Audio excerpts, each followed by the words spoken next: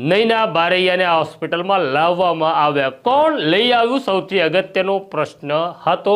ત્યારે પોલીસે CCTV camera check કર્યા તો તેમાં એક વ્યક્તિ દેખાય છે જેનું નામ છે રાજુ ભમ્મર. હવે તમને યાદ કરાવી દઉં, દાઠામાં જે મહિલા છે કુંદન, જેણે ફરિયાદ નોંધાવી હતી કે મારા પતિ સાથે નૈનાને સંબંધ છે, તેનું નામ છે રાજુ ભમ્મર અને રાજુ ભમ્મર જ તેને હરિઓમ હોસ્પિટલ લઈ આવ્યો હતો.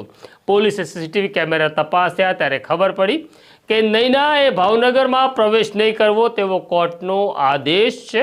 એટલે રાતના 1 વાગે રાજુ ભમ્મર અને નૈના પવનસુત ગેસ્ટ હાઉસમાં આવે છે.